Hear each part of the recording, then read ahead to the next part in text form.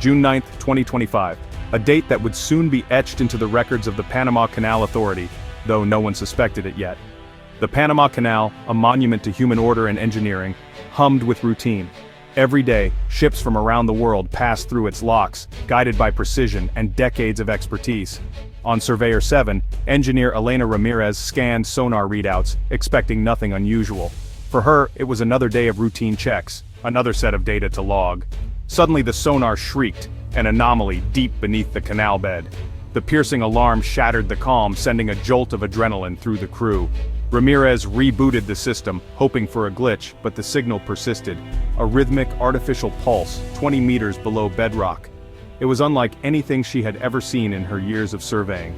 The geology here was mapped, solid, unyielding. There should be nothing. The canal's foundation was supposed to be stable, with no room for surprises. Yet, the instruments showed a localized energy field, warping magnetic readings across hundreds of meters. The data was clear. Something was distorting the very fabric of the earth below.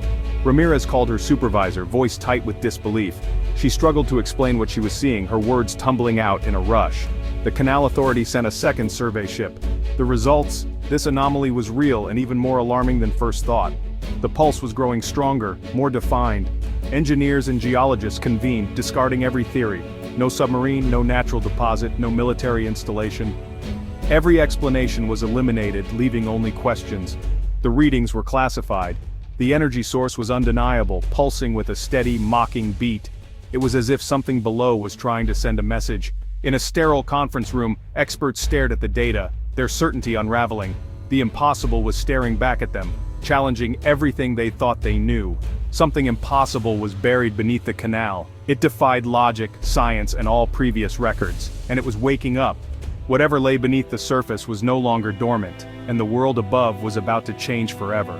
Under the guise of urgent repairs, a deep earth excavation team arrived at the remote lakeside, their presence cloaked in secrecy and urgency. The air was thick with anticipation as the crew prepared for a night that would change everything. They were armed with a state-of-the-art sonic drill, a machine designed to cut through the toughest earth, and their mission was clear: dig deeper than anyone had dared before. Hidden from public view, the team bored relentlessly through layers of silt and ancient volcanic rock. The tension mounted with every meter until suddenly, the drill struck something impenetrable, an obstacle that defied all expectations. The sensors registered a material harder than diamond, yet the readings suggested it was strangely organic, as if alive in some unfathomable way. Remotely operated vehicles were quickly deployed, descending into the murky depths. The team watched in tense silence as the ROVs sent back images that left the command tent utterly speechless. What they saw was not rock, but a vast, smooth, black object.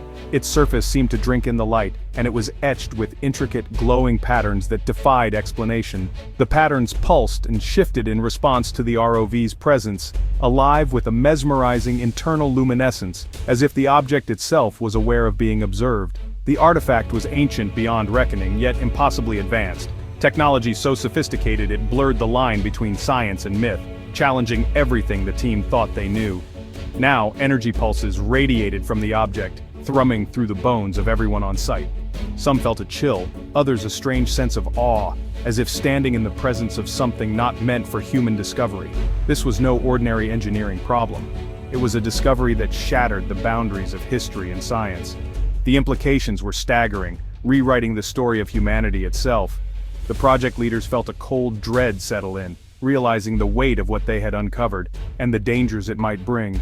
They had unearthed something that should not exist, a relic from a forgotten age or perhaps another world entirely.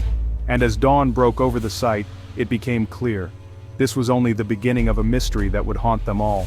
The find triggered a global chain reaction. The Panama Canal was abruptly closed, citing geological instability. No one believed it. Military lockdown followed, perimeters, no-fly zones, destroyers at both entrances. The world's arteries of trade were severed overnight.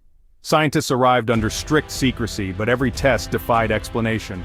The artifact's material was unknown, its energy clean and impossible, its temperature near absolute zero.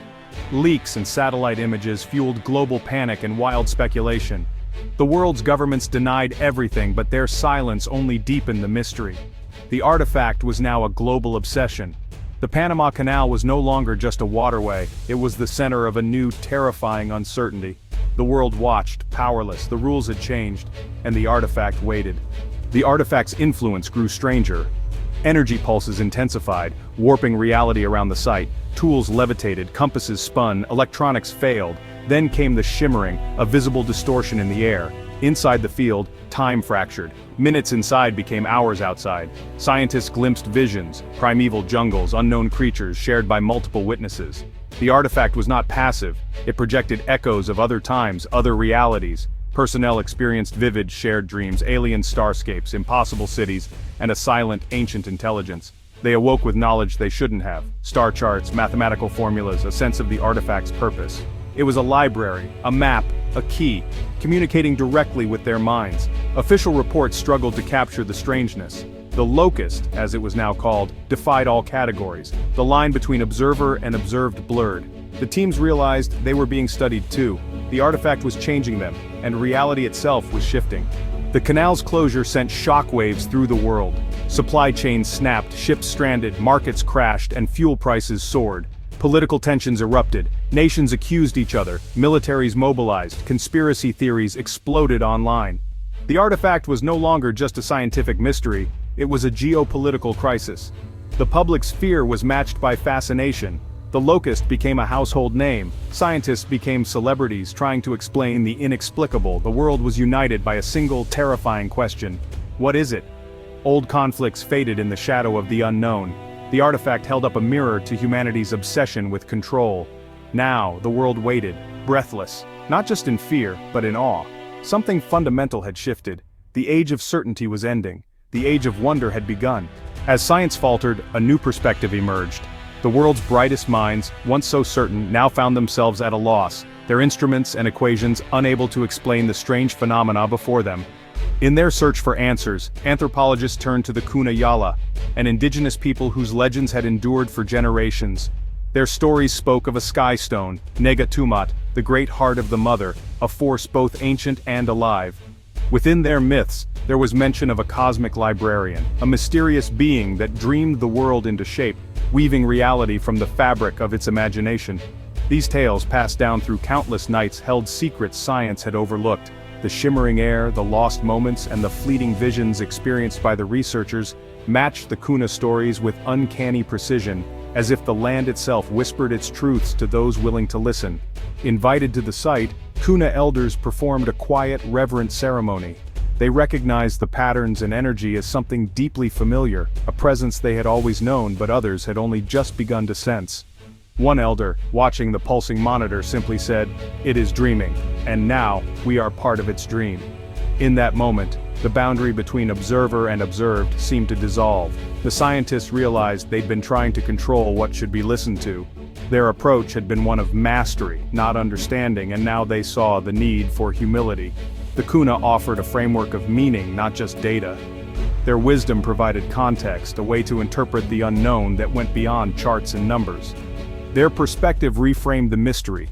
The artifact was not a problem to be solved, but a presence to be respected, a living story unfolding before them. The world's most advanced minds conceded, perhaps ancient knowledge, long dismissed, might hold the key to understanding what modern science could not. The Locust was not just an object, but a living mystery, a bridge between worlds, inviting all to listen and learn. The search for understanding had to change. It was no longer about conquering the unknown, but about entering into a dialogue with it. Humility, not mastery, was required. In the whispers of the Cunayala, a new path forward began to reveal itself. The anomalies spread, shimmering hazes over ancient sites, time loops in cities, shared dreams worldwide. The Locust's influence rippled across the planet, connecting consciousness in ways never seen. Panic faded, replaced by curiosity and adaptation. Humanity's divisions began to erode. The shared mystery united the world. The Locust remained inscrutable, its presence reshaping reality. The canal stayed closed, a monument to a lost era of certainty. Science was humbled, forced to collaborate with philosophy, art, and ancient wisdom. The future was now an open question. Humanity stood at a new threshold, not as masters, but as students of the unknown. The fear of the unknown gave way to awe. The age of wonder had begun. Millions closed their eyes each night, hoping to dream a new fragment of the Locust's song. and the world listened, together, for what would come next.